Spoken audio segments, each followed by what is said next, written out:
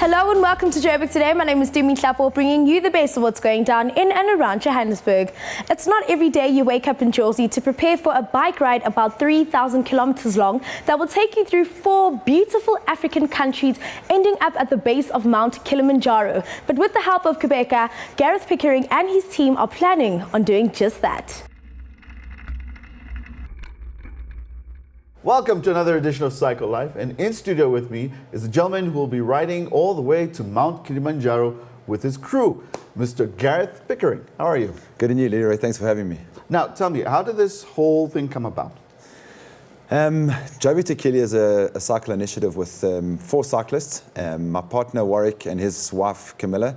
It was their idea and they came up with it probably around a year ago, and they started planning when they decided that they were going to go. And firstly, their plan was just to climb Kili, and then they thought about potentially cycling to Kili, and their subsequent idea was to raise money and create some awareness. So they aligned with the Quebecer charity, and then decided to make it a little more challenging. So we decided to take the Quebecer bikes that they basically sponsor and ride those bikes up to Kili. So we've been pretty lucky with the alignment with an awareness that's been created for Quebecer by the Dimension Data team and how well they're doing in the tour. So the awareness that we create and the funds that we've raised so far, we've raised over 100,000 Rand already for Quebecer. That equates directly to bicycles. So Quebecer, through what I explained earlier, every single 100,000 Rand, or 2,850 Rand that's raised equals a bicycle. So far we've raised 37 bicycles, and we hope to raise more as we create more awareness and we get more sponsors on board and more supporters that start to follow us. So why the choice in the Quebecer bike? What makes it so special?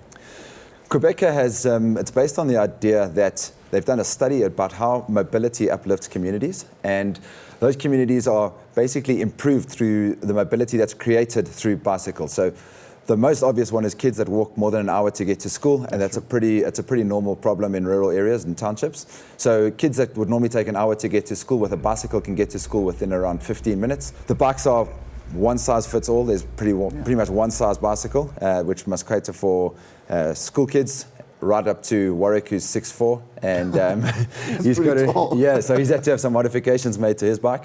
But they're also Africa proof, so those bikes are one gear, very few moving parts. So if anything goes wrong with those, we can hopefully fix them along the way with bush mechanics. Do you have sponsors currently on board supporting you guys? Yeah, we've been pretty lucky so far. We've got quite a few product sponsors, people that have donated things like food, gear, some satellite type technology that have come on board. We've got some of our gear for getting up Kili being sponsored, and we're pretty close to negotiating a title sponsorship with a company at the moment. It may not necessarily be for the full amount that we want, but we've got a couple of other people that we're talking to, and hopefully we get that lined up and secured before we leave on the 30th. Everybody can track us on our website, which is joburg2kili.com, Joburg and then the number 2, kili.com.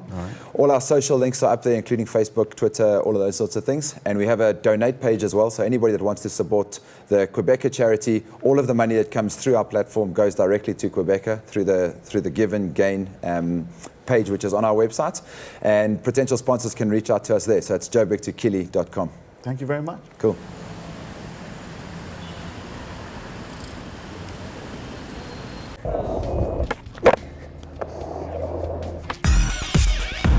Like us on Facebook, joburgtoday.tv, and follow us on Twitter at Joburg Today.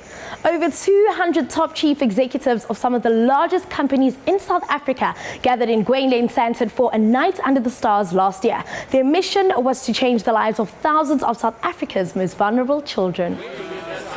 This has got to be one of the coldest nights in winter in Johannesburg.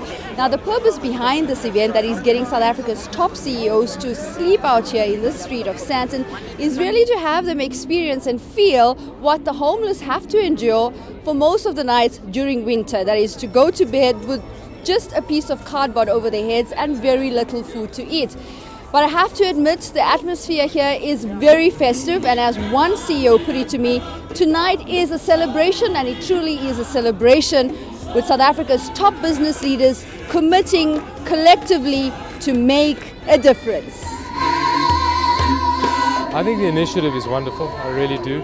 I'm ambivalent about sleeping on the street. I mean, you drive past these poor guys in the street, and I think I'm sympathetic, I really do. I feel their pain, but when you're out here, and you realize kind of what it must be like. I'm in great clothes, you know what I mean? So this is to funding charity where you're kind of experiencing the struggle that you're trying to avert. Quite unique. It's very simple. If you're doing something that might make a positive difference in somebody else's life, a positive difference, why wouldn't you do it? The gaps in our country are so wide. It's going to take more than just CEOs to do that. It's going to take a number of us. So my kids, right, have got to think about, so how do I make a difference in somebody else's life? And that doesn't have to be only somebody out there. It could be a cousin, could be an aunt, it could be the ladies' children who help us at home, because that might just change the way in which we interact with each other. The big thing is that if all of us realize that a lot of the success that we derive comes from the community, and it's important for us to give back to the communities from which we come. And I think, if every CEO here can play his little part in doing that, I think we would have achieved a lot. So I think initiatives like this really kind of drive up the awareness and the need for people to contribute. And I think it also gives context. So I think a lot of people, when you create an initiative like this, you find people rise up to the challenge and then start to contribute. So I think we need a little bit more of that. And then you'll find more people contributing to things.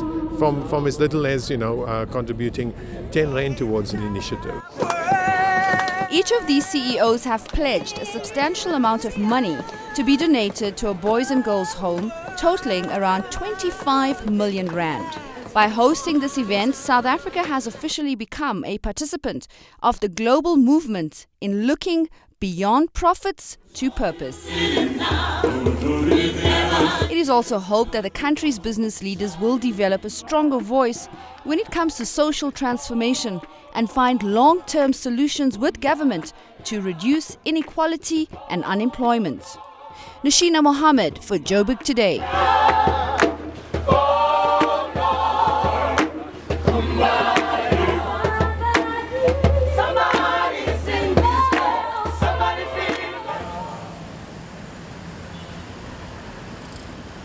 Hi, I'm Danny Glover, and you're watching Joburg Today. That's all for today. For more on the city, do check out our playlist. From myself, Tumi Hlapo, and the Joburg Today crew, it's goodbye.